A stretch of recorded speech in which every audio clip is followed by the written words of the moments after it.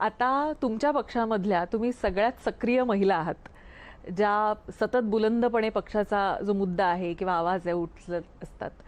तुमच्या पक्षामध्ये तुम्ही कोणाला प्रेरणास्थान समजता?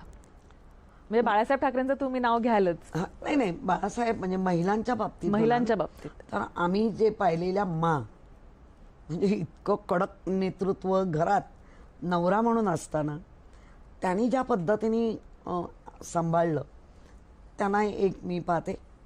भारतीय जनता पार्टीमध्ये सुषमा स्वराज अनेकदा माझी त्यांच्याशी भेट झालेली आहे.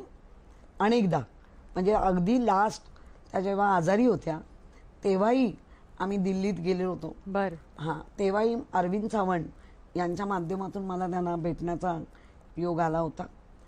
आणि मी इंदिरा गांधींना पाहिलं. आयर्न लेडी म्हणून त्यांचा म्हणजे बाल मनावर जो एक पगडा म्हणतात ना, तो इंदिरा गांधींचा. बरं, महिला राजकारणी म्हणून काय फेस करावं लागतं, काय आव्हानं सहन करावी लागतात असं वाटतं? मला असं वाटतं बरीचशी आव्हानं आहेत ना, ती आपापल्या पक्षातच जास्त असतात दुसऱ्या पक्षापेक्षा. तर ती तर आव्हानं आपण आपल्या प्रामाणिक सचोटीने काम करणं, कर्तव्य दक्ष राहणं, ती आव्हानं पेलतो. महिलांनी म्हणजे आपण जेव्हा म्हणतो की हळूवार पुरुष आपण पाहतो बऱ्याच वेळेला, तसं कणखर स्त्री ही पण असली पाहिजे. प्रत्येक गोष्टीमध्ये मला कोणतरी मदत करेल, माझा नवरा किंवा माझं, हे करण्यापेक्षा तुम्ही कणखर राहा, तुम्ही सक्षम राहा. आणि वेळ आली, अशी वेळ येते पण बऱ्याच वेळेला अशा काही असतात की आपल्याला त्याच वेळी त्या क्षणी निर्णय घ्यायचा असतो. मग तो निर्णय शाब्दिक असेल नाही तर 2 हाताचा प्रसाद असेल, तो देऊन टाकायचा. कारण तुम्ही पण आता ज्या क्षेत्रात वावरताय, आपण पुरुषांबरोबर वावरत असताना तर आपण असं नाही म्हणू शकत की सगळेच आलबेल असू शकतं.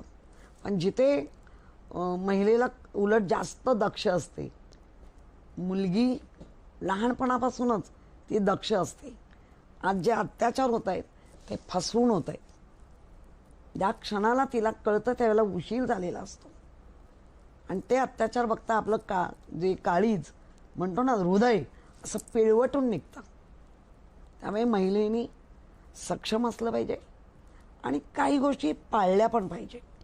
म्हणजे बऱ्याच जणांचा असा येतो, अरे आपण इतक्या शतकामध्ये प्रवेश केला, आपण अशा नाही. उगाचच काही ठिकाणी न जाणं हे आपल्यासाठी ते चांगलंच असतं.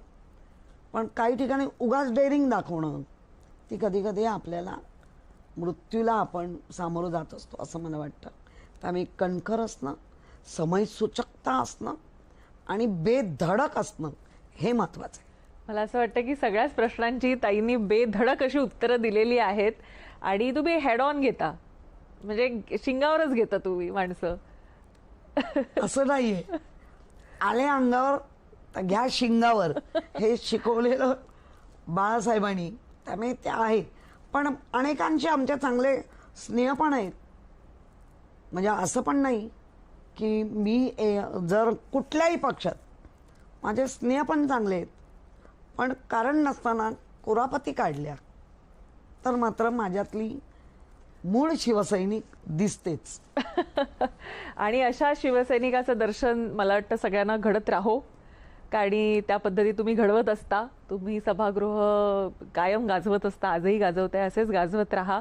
आणि तुम्ही आजही ठाम आहात की तुम्ही कुठल्याही पद्धतीनं अपमान केलेला नाहीये, अपमानजनक शब्द उद्गारलेले नाहीये, त्यामुळे माफी मागण्याचा संबंध येत नाही असं या निमित्ताने एन्काउंटरमध्ये आपल्याशी बोलताना त्यांनी व्यक्त केलेलं आहे.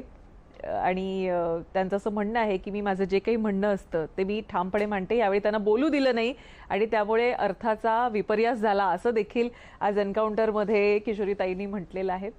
एन्काउंटरमध्ये आता वेळ झालेली इथेच थांबायची, पण तुम्ही कुठेही जाऊ नका. पाहत राहा फक्त जय महाराष्ट्र.